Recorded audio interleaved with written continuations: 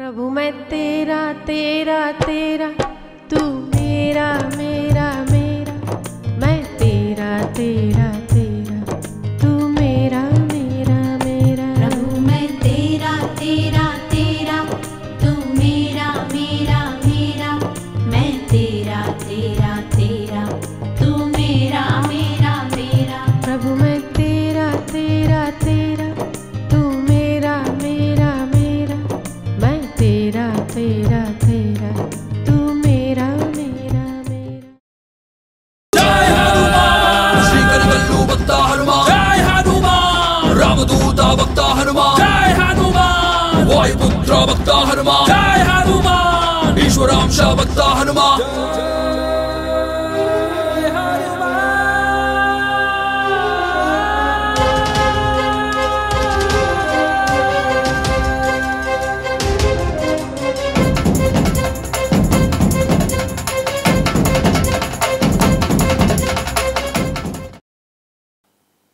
तो यदि आप भगवत विश्वास पर अपना जीवन यापन करते हैं तो परमात्मा आपको लज्जित नहीं करेगा, वरन अधिक से अधिक सम्मानित कर सकता है।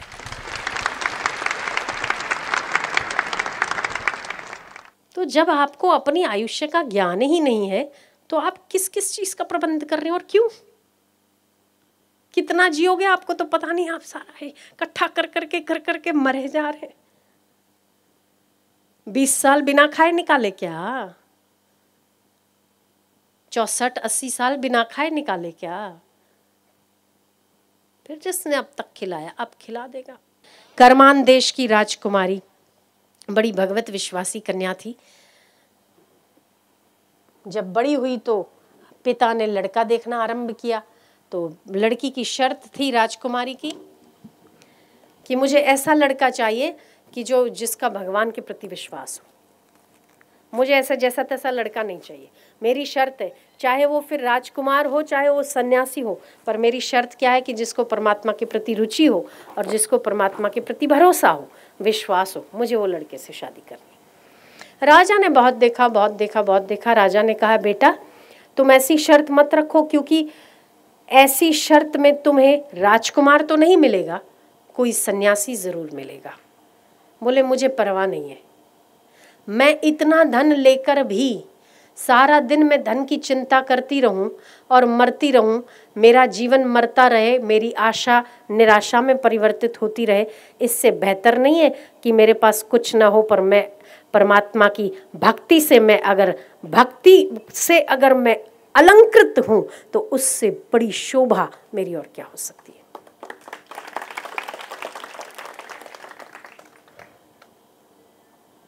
मुझे ऐसा पिताजी, मेरे को एक ही शर्त है कि मेरी ये शर्त मंजूर की जाए और चाहे कितनी भी उम्र हो जाए, कितने भी साल हो जाए, पर मुझे विवाह नहीं करना जब तक कि मुझे प्रभु विश्वासी कोई लड़का ना मिल जाता हो। एक बार राजा जंगल से गुजर रहे थे। राजा ने देखा कि एक युवक बैठा है एक पेड़ के नीचे, उसके पास कुछ भी नहीं है, हाथ में माला है और कमंडल है, साथ में वो भी भरा हुआ नहीं है। पूछा कि हे युवक तुम्हारा नाम क्या है? उसने कहा मेरा नहीं, शरीर का नाम फलाना फलाना है। तुम क्या करते हो? बोले जो परमात्मा करवा देते हैं। क्या खाते हो और कहाँ से लाते हो? बोले वो दे जाता है, जैसे दे जाता है, जितना दे जाता है उतना खाता हूँ और वैसे खा लेता हूँ। राजा को लगा कि मेरी राजकन्या के लिए, मेरी राजकुमारी के लिए इससे उपयुक्त और कोई वर हो ही नहीं सकता। उसने कहा कि मैं तुम्हें भिक्षा देना चाहता हूँ और भिक्षा में दी हुई चीज लौटाई नहीं जाती। क्या तुम मुझसे भिक्षा ग्रहण करोगे? युवक ने कहा कि आज तक मुझे खाने पीने के प्रबंध के मामले में मुझे आज तक चिंता नहीं करनी पड़ी। परमात्मा किसी को भी भेज देता है, हो सकता है परमात्मा ने आपको भेज दिया हो। वो नवयुवक अनजान था कि ये भिक्षा में क्या देना चाहता है। उसने कहा कि आप पात्र आगे करो। उसने पात्र आगे किया और राजकुमार ने संकल्प के साथ कहा कि मैं अपनी बेटी तुझे दान में देता हूँ। ओहो, पर महाराज मैं विवाह नहीं करना चाहता और आपने मुझे पूछा तक नहीं कि युवक तुम विवाह करना चाहते हो कि नहीं चाहते। मैं परमात्मा का भक्त हूँ और मैंने विवाह के लिए ये रास्ता नहीं अपनाया था। मैंने परमात्मा पर विश्वास इसीलिए नहीं किया कि मेरा विवाह हो जाए। अगर तो मैंने परमात्मा की भक्ति इसीलिए की तो मैंने परमात्मा से एक लड़की के लिए सौदा कर लिया। मैं उनमें से नहीं हूँ जैसा आप समझते हो। राजा ने कहा कि युवक, मैं तुम्हें गलत नहीं समझ रहा हूँ, पर तुम यही मानो कि तुम्हारे प्रति मुझे आकृष्ट करने वाला भी तो परमात्मा हो सकता है, मुझे इस जंगल में भेजने वाला भी तो परमात्मा हो सकता है। और मेरे बेटी की जो शर्त थी उसके लिए तुम एकदम उपयुक्त हो और 100% तुम मेरी बेटी के लायक हो। तो हो सकता है कि मेरे से दान करवाया भी तो उस परमात्मा ने होगा। अब दान में दी हुई चीज लौट आई नहीं जाती, ये नियम होता है। इसीलिए उसने उस कन्या का पानी ग्रहण करने का वचन दिया। पर मैं उसके पहले आपकी बेटी से बात करना चाहता हूँ। राजा घर गया, अपनी कन्या को बोला कि तुम्हारे लायक एक वर मिल गया मुझे, जैसा तुम चाहती थी वैसा ही वर प्राप्त हुआ है। लड़की बहुत खुश हुई कि ईश्वर की सृष्टि में सभी के लिए व्यवस्था होती है, मेरे लिए भी व्यवस्था है। क्या वो परमात्मा का आस्तिक है? हाँ बेटी, आस्तिक। आस्तिक नहीं, आस्थावान है। फिर तो ठीक है, पर वो तुमसे बात करना चाहता है। मैं बात करने को तैयार हूं। बेटी से बातचीत हुई युवक की। युवक ने पहला सवाल किया कि तुम राजकुमारी हो और मैं जंगल में रहता हूँ, मुझे ये शर्त ना रखी जाए कि तुम विवाह के उपरांत तुम राज्य में रहोगे और राजकाज संभालोगे। घर जमाई बनना मुझे बिल्कुल भी पसंद नहीं है और ना ही मैं घर जमाई बनूंगा। मेरी भक्ति में कोई बाधा ना डाली जाए। लड़की ने कहा कि मैं तो खुद चाहती हूँ कि लड़का मुझे प्रभु विश्वासी मिले। क्या तुम इस जंगल में रह सकती हो? वो हंसी और उसने कहा कि मुझे मेरे उन शौकों से मुझे कोई मतलब नहीं है, पर मुझे उससे मतलब है जिसका मतलब परमात्मा से होता है। इससे बड़ा अलंकार मेरे लिए और कुछ नहीं। राजकन्या परमात्मा की इतनी अति विश्वासु थी कि उसकी बातों से नवयुवक हाँ बोलती और शादी तय हो गई। विवाह हुआ। विवाह होने के बाद लड़का अपने जंगल चला गया। जिस पेड़ के नीचे वो रहता था, उस पेड़ के नीचे वो लड़की भी, जो राजकन्या थी, कहाँ तो महलों में पलने वाली और कहाँ कांटों पर अपनी एक साड़ी बिछाकर सोने के लिए तैयार हो गई। बार बार नवयुवक उसके हाव भाव देखता है कि क्या पता, बोलने में एक बात होती है पर जब करने की बारी आती है तो इंसान मुकर जाता है, पलट जाता है। हो सकता है कि इसको भी वो मसानी वैराग्य होगा और ये सोच रही होगी कि मुझे ऐसा युवक चाहिए, पर अब हो सकता है कि जंगल देखकर वो अगले दिन भग जाए। चलो भग जाए तो मैं तो अपने उससे मुक्त हो गया। मैंने जो पानी ग्रहण किया या मैंने जो वचन ग्रहण किया था उससे मैं फ्री हो गया। खुद ही भग जाएगी, अच्छा रहेगा। युवक ये इंतजार में था कि आज नहीं तो कल भग जाएगी। पर 2 दिन बीते, 3 दिन बीते। 3 दिन के बाद कोई भिक्षा आई होगी जिसमें रोटी थी और थोड़ी सी सब्जी थी। राजकन्या लकड़ियां काटकर वापस आई और वो जो पेड़ के उसमें वो होती है ना, क्या बोलते, गोखला, क्या बोलते उसको, कोटर, हाँ कोटर, हाँ कोटर। उस कोटर में कुछ देखकर वहीं लकड़ियां पटककर जोर जोर से रोने लग गई। रोने लग गई तो युवक को लगा कि पक्का अब इसे यहाँ पर सूट नहीं हो रहा है जंगल। कहा था ना मैंने, तुम राजकुमारों का शरीर इस जंगल के लिए नहीं बना है। कहा था मैंने तेरे पिता से बहुत कि क्या तुम्हारी बेटी इस जंगल के लायक है? क्या वो इस जंगल में रह सकती है? क्या जो कष्ट मैं उठा रहा हूं वो उठा सकती है? जाओ जाओ, जाना है ना तुम्हें अपने पिता। किसने कहा कि मुझे जाना है? आपने तो सुना तक नहीं कि मैं क्यों रो रही हूं। उसको लगा कि इसके रोने का कारण कुछ दूसरा हो सकता है, मैं जो सोच रहा हूं शायद गलतफहमी है। नहीं अच्छा लग रहा ना तुझे? कांटे चुभ रहे ना पैर में? ऐसा बिल्कुल भी नहीं है। सब अपनी अपनी बोलते जाओगे, मेरी सुनोगे? हाँ बोलो। बोले ये जो कोटर है ना पेड़ के बीच में, उसमें तुमने रोटी छुपा के रखी है। तुमने रोटी छुपा के रखी है। युवक ने बोला हाँ तो।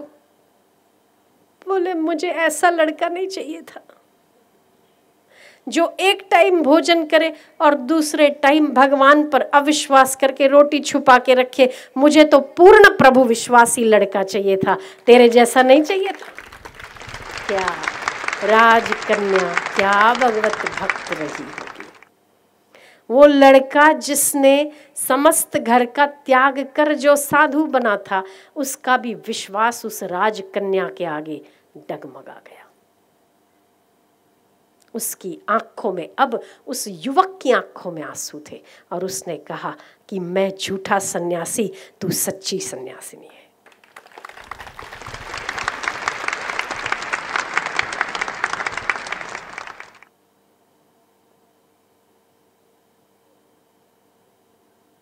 कि तुझे अगले क्षण की चिंता करनी पड़ी। तू जो भिक्षा मांग कर लाया, तुझे अगले क्षण के लिए शाम को मैं क्या खाऊंगा उसके लिए तुझे 2 रोटी छुपानी पड़ी। क्या तुझे परमात्मा पर इतना विश्वास नहीं था? उसने टोक दिया। उसने कहा मैं गलत था और मैं सोच रहा था कि तू केवल राजा के महलों में पल सकती है, पर तेरे जैसी नारी जंगल को भी तो महल बना देती है ना।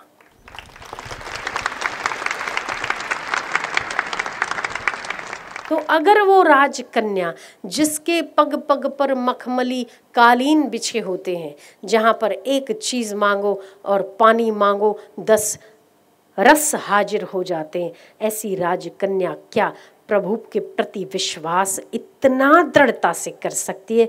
तो हमारे पास है क्या? हम कौन से राजघरानों में पैदा हो गए जो हम परमात्मा पर भरोसा नहीं कर सकते? उस पत्नी ने कहा ना पति को कि उतना ही मेरे लिए रुपयों का प्रबंध कर जाओ जितनी मेरी आयुष्य है। आयुष्य तो मुझे पता नहीं, फिर जिसको पता है वही करेगा, तुम क्यों करोगे?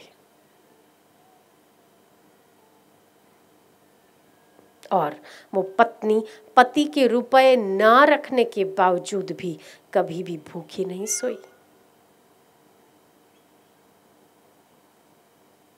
रन वन व्याधि विपत्ति में रही मन पर्यो न रोए, जो रक्षक जननी जठर सो हरि गयो न सोए। रन वन व्याधि विपत्ति में, रन वन व्याधि विपत्ति में रही मन पर्यो न रोए, रही मन पर्यो न रोए। रन वन व्याधि विपत्ति में, रन वन व्याधि विपत्ति में रही मन पर्यो न रोए, रही मन पर्यो न रोए। जो रक्षक जननी जठर, जो रक्षक जननी जठर सो हरि गयो न सोए, सो हरि गयो न सोए। इसका अर्थ क्या है कि रन वन व्याधि और विपत्ति में आप रहीमन कहते हैं कि रोया मत करो। जो रक्षक जननी जठर, जब आप जननी के जठर में थे तब भी वो परमात्मा आपकी रक्षा कर सकता है। वो हरि अब भी वो सोया नहीं, आपकी रक्षा के लिए जाग रहा है। रन वन व्याधि विपत्ति में, रन वन व्याधि विपत्ति में रही मन पर्यो न रोए, रही मन पर्यो न रोए। जो रक्षक जननी जठर, लाइव चल रहा है, जो रक्षक जो लाइव देख रहे हैं वो भी इस जननी श्लोक का जठर, उच्चारण करोगे और अर्थ को समझोगे। सो हरि गयो रणवन व्याधि विपत्ति में, रणवन व्याधि विपत्ति में, रणवन व्याधि विपत्ति में, रणवन व्याधि विपत्ति में, रहि मन पड़ो न रोए, रहि मन पर्यो न रोए, जो रक्षक जननी जठर, जो रक्षक जननी जठर, सो हरि गयो न सोए, सो हरि गयो न सोए, सो हरि गयो न सोए, सो हरि गयो न सोए, रणवन व्याधि विपत्ति में। रणवन व्याधि विपत्ति पक्का में, करना चाहिए। आपको छोटी छोटी बात में चिंता हो जाती है, मेरा क्या होगा, मेरे बच्चे क्या खाएंगे, मेरा कल का क्या होगा। तो जिसने आपके पैदा होने से पहले माता के शरीर में दूध की व्यवस्था की, आपके इस मलमूत्र और मांस रुधिर के थैले में आपको इस प्रकार सुरक्षित रखा कि न आपके मुंह में मांस जाता है। कभी सोचा जा सकता है आप पानी के भीतर जाओ और पानी आपके नाक, कान, आंख और मुंह में ना घुसे? ऐसा हो सकता है? ऐसा हो सकता है? पानी के बीच में उतरो और आपके नाक में और कान में पानी ना जाए, ऐसा हो सकता है? और आप 9 मिनट ऐसे के ऐसे खड़े रहो, हो सकता है? ऐसा नहीं हो सकता। आप 9 महीने उस रक्त, रुधिर और मांस के थैले के बीच में रहते हैं, फिर भी न आपके नाक, आंख और कान में न रक्त जाता है न रुधिर जाता है। वो क्या रक्षा करने वाला कम रक्षा करता था? ऐसी व्यवस्था करता है, गर्भ को ऐसा बनाता है कि माँ खाती है, माँ पीती है, माँ की आप रुधिर के बीच में रहते हो, रक्त मज्जा मांस के बीच में रहते हो, फिर भी आपके नाक कान में घुस नहीं जाता। ऐसा क्या आपकी व्यवस्था हो सकती है? नहीं हो सकती। तो परमात्मा तो आपको प्रतिपल अपने होने का एहसास देता है, आप उसका लेते नहीं। रणवन व्याधि विपत्ति में, रणवन व्याधि विपत्ति में, रहि मन पर्यो न रोए, रहि मन पर्यो न रोए, रहि मन पर्यो न रोए, रहि मन पर्यो न रोए, जो रक्षक जननी जठर, जो रक्षक जननी जठर, सो हरि गयो न सोए, सो हरि गयो न सोए। तो परमात्मा पर भरोसा रखो, विश्वास रखो। दिन रात, रात दिन एक करके आप जिन जिन वस्तुओं के पीछे दौड़े और भागे चले जा रहे हैं, क्या आपको आयुष्य का ज्ञान भी है कि आप कितना क्षण और कितने पल जीने वाले और किसके लिए इकट्ठा कर रहे हैं? जिसको आपकी आयुष्य का ज्ञान है उसी को आपकी व्यवस्था करने दो, बड़ी सुंदर व्यवस्था करेगा। जहाँ आप नहीं पहुँच सकते वहाँ वो पहुँचता है, जो आप नहीं खा सकते वो आपको खिलाएगा। तो बोले हम पुरुषार्थहीन होके बैठे रहे ना, हम ये नहीं कहते कि आप पुरुषार्थहीन होके बैठे रहो, पर आप प्रत्येक कर्म को परमात्मा को अर्पित तो कर सकते हो, इतना तो कर सकते हो कि नहीं? हरि शरणम तो कर सकते हो कि नहीं? बस उतना करो, आपकी भक्ति हो जाएगी, प्रत्येक कर्म आपका परमात्मामय हो जाएगा। प्रत्येक कर्म को परमात्मा को अर्पित करो, समय मिले भगवान नाम का जप करो, व्यर्थ चिंतन से बचा करो, क्योंकि व्यर्थ चिंतन मनुष्य को व्यर्थ जीवन बना देता है।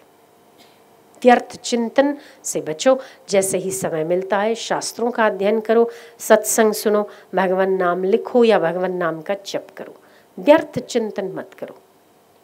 समय मिलता है जप करो। आलस्य बहुत बुरी बला है। परमात्मा चोर को मिल सकता है, परमात्मा झूठे को भी मिल सकता है, परमात्मा डाकू को भी मिल सकता है, बहुतों को मिला भी, पर आलसी को नहीं मिल सकता। इसीलिए आलस्य का त्याग करो, कर्म में लगो और प्रत्येक कर्म को परमात्मा के अर्पित करो। ये आपका महान और दिव्य कर्म हो जाएगा। परमात्मा पर विश्वास रखो, भरोसा रखो। जिसने आज तक चींटी के पग नेवर वाजे, वो भी साहिब सुनत है।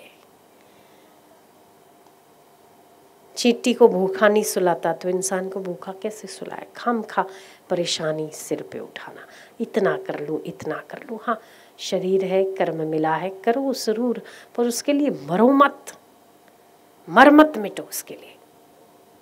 नारायण हरि, नारायण हरि, नारायण हरि, कृष्ण गोविंद हरि, आनंद हरि, सत हरि, चित्त हरि, परमात्मा हरि, आत्मिक हरि, व्यापक हरि, मेरे हरि, प्यारे हे हरि हरि हरि हरि हरि। हे भगवान, हे भगवान, धर्म में मती हो, धर्म में मती हो, परोपकार में रति हो, परोपकार में रति हो, सेवा में रुचि हो, सेवा में रुचि हो, भगवान में प्रीति हो, भगवान में प्रीति आत्मा हो, में स्थिति हो, आत्मा में स्थिति, जन्म मरण से मुक्ति हो। जन्म मरण से मुक्ति हे हो। भगवान, हे भगवान, सद्बुद्धि दो, सद्बुद्धि दो, शक्ति दो, शक्ति दो, निरोगता दो, रुकता दो, अपना अपना कर्तव्य पाले, अपना अपना कर्तव्य पाले, सुखी रहे, सुखी रहे।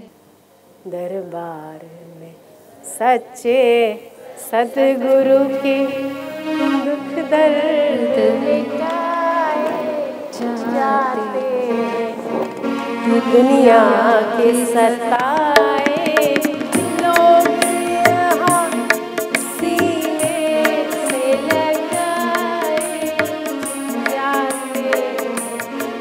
दरबार में सच्चे सद्गुरु के दुख दर्द मिटाए जाते हैं। दरबार के जाम इबादत के यहाँ सबको पिलाए जाते हैं। दरबार में सच्चे सद्गुरु के दुख दर्द मिटाए जाते हैं, दुनिया के सताए लोग यहाँ सीने से लगाए जाते हैं। ऐ जग वालों क्यों डरते हो, ऐ जग वालों क्यों डरते हो, इस दर पर शीश झुकाने को, इस दर पर शीश झुकाने को। ये नादानो ये वह दर है, ऐ नादानो ये वह दर है, सर भेंट चढ़ाए जाते हैं। ऐ नादानो ये वह दर है, सर भेंट चढ़ाए जाते हैं। दरबार में सच्चे सद्गुरु के दुख दर्द मिटाए जाते हैं। दरबार में सच्चे सद्गुरु के दुख दर्द मिटाए जाते हैं, दुनिया के सताए लोग यहाँ सीने से लगाए जाते हैं। ऐ जग वालों क्यों डरते हो, इस दर पर शीश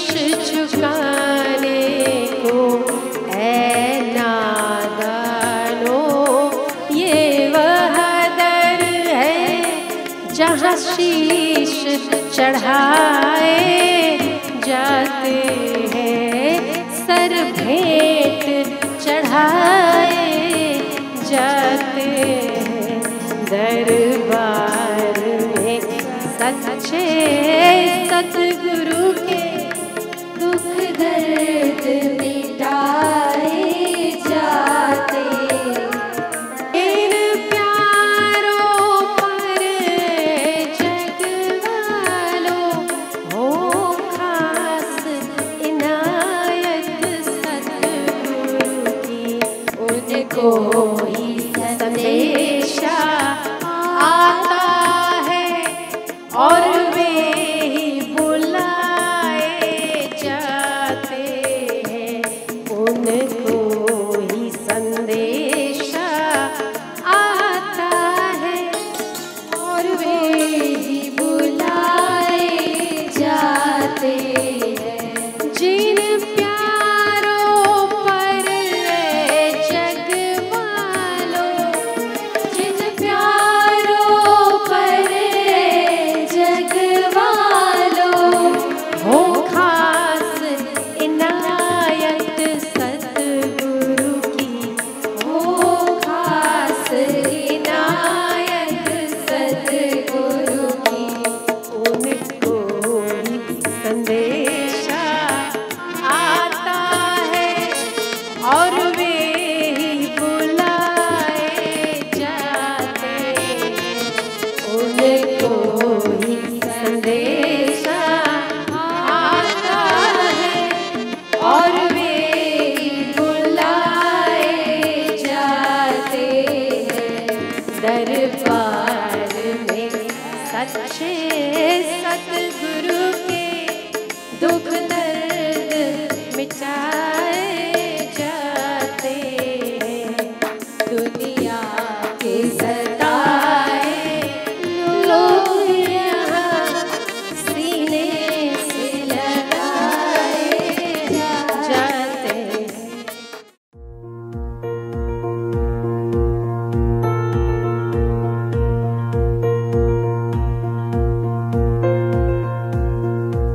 इस खेत में इस ट्रैक्टर से घास निकालने का काम होता है।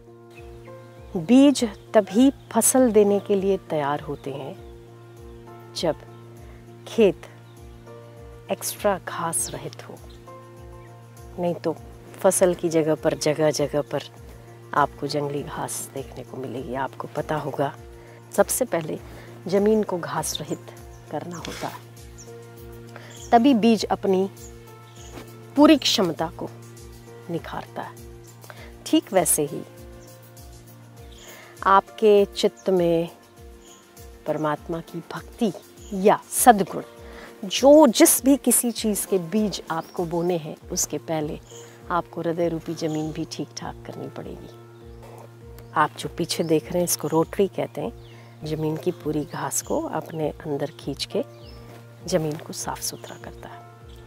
ऐसे ही आपको अगर सद्गुणों के बीज अपने भीतर पाने हैं, तब आपको अभ्यास और वैराग्य की उन दो रोटरी से आपको अपने हृदय को घास रहित बनाना चाहिए। विकार रहित करने के लिए, अपने हृदय को शुद्ध और पवित्र करने के लिए अभ्यास और वैराग्य की रोटरी बहुत आवश्यक है। देखोगे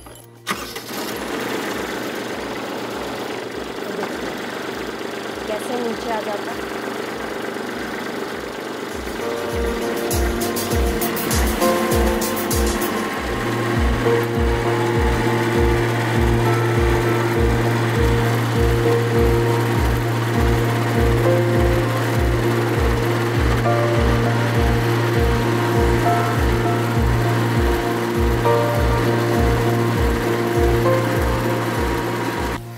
गुरु भी वो किसान है जो आपके हृदय रूपी खेत पे अपने सत्संग रूपी रोटरी से और भक्ति से शिष्य के हृदय का अवांछनीय घास निकालते हैं।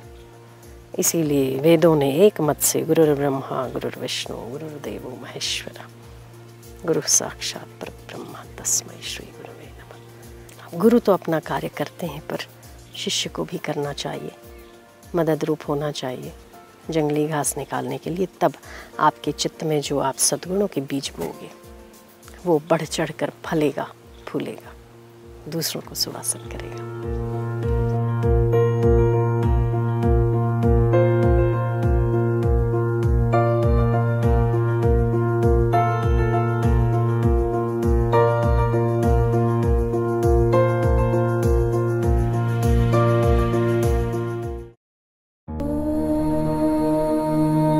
शांति।